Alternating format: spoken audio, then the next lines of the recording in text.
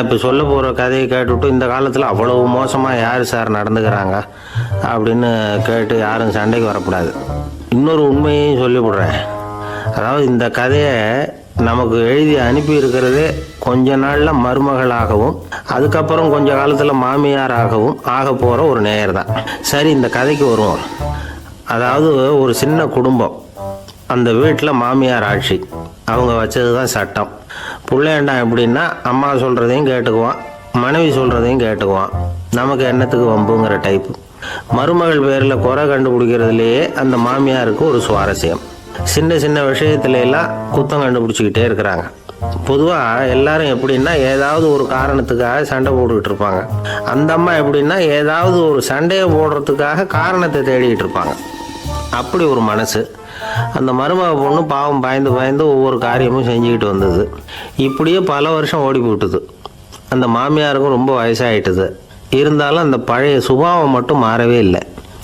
திடீர்னு ஒரு நாள் பக்கவாதம் வந்து அந்த அம்மாவுக்கு ஒரு பக்கம் கை கால் இழுத்துக்கிட்டுது. வாய் சுத்தமாக பேச முடியாமல் போயிட்டுது. சத்தம் மட்டும் வரும். ஒரு பக்கத்து கை காலை அசைக்க முடியும். பேசுறதெல்லாம் கையால் தான், அதாவது கை சைகையால். இப்படிப்பட்ட நிலைமையில கூட அந்த பொண்ணு தண்ணியோ பாலோ இவங்க எதிரில் கொண்டாந்து வச்சா அதை வேணும்னே தட்டி விட்டுட்டு ஒம்பு வளர்க்குறது. அதுக்கப்புறம் அந்த பொண்ணு தரையை சுத்தப்படுத்தும்ல, அதை பார்த்து ரசிக்கிறது. இருந்தாலும் அந்த பொண்ணு இதையெல்லாம் பெருசுப்படுத்தாமல் ரொம்ப பொறுமையாக தான் இருந்தது. ஒரு நாள் வீட்டில் வச்சுருந்த பாலை பூனை குடிச்சிட்டு போயிட்டுது. வயசான காலத்தில் இந்த அம்மா பால் இல்லாமல் கஷ்டப்படுவாங்களே அப்படின்னு நினச்சி பக்கத்து வீட்டில் போய் கொஞ்சம் பால் வாங்கிட்டு வந்து காய்ச்சி மாமியார் முன்னாடி கொண்டாந்து வச்சுது அந்த பொண்ணு. வழக்கம் போல் அந்த அம்மா பாலை தட்டி விட்டுட்டாங்க. இதை அந்த மருமக பொண்ணு கவனிச்சுட்டுது. இவ்வளவு நாள் பொறுமையாக இருந்த இந்த மருமகளுக்கு இன்னைக்கு இதை பார்த்து தான் அசாத்திய கோபம் வந்துட்டுது.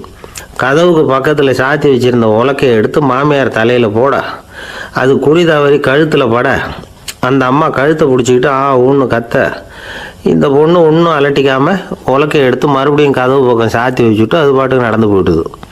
இருந்தாலும் மனசுக்குள்ளே லேசாக ஒரு பயம். கணவன் வீட்டுக்கு வந்ததும் என்ன விஷயம்னு கேட்டால் எப்படி சமாளிக்கிறது.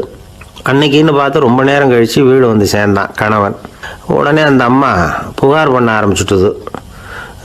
பேச்சு தான் வராத, அதனால் ஒரு பக்கத்து கையால் சைகை காட்டுது. கதவுக்கு பக்கத்தில் இருந்த உலக்க பக்கமாக கையை நீட்டி காட்டி, அப்படியே அந்த கையை தன் கழுத்துக்கு பின்பக்கமாக சுற்றி காட்டி நாக்கை வெளியில் நீட்டி நடந்த விஷயத்தை புரிய வைக்கிறதுக்கு முயற்சி பண்ணுது. இவனுக்கு ஒன்றும் புரியல. என்ன சொல்கிறாங்க அம்மா அப்படின்னு மனைவிகிட்ட கேட்குறான். அதுக்கு அந்த பொண்ணு ரொம்ப புத்திசாலித்தனமா, என்னங்க உங்கள் அம்மா சொல்கிறது உங்களுக்கு இன்னும் புரியலையா?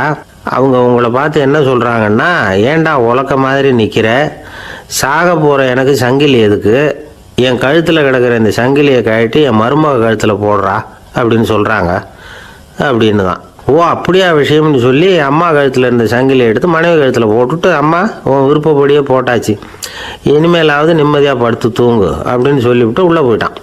பார்த்தீங்களா கதையை? அதனால தான் மாமியார்கள் சைகை காட்டுறதுன்னா கூட இனிமேல் ஜாக்கிரதையாக இருக்கணும்.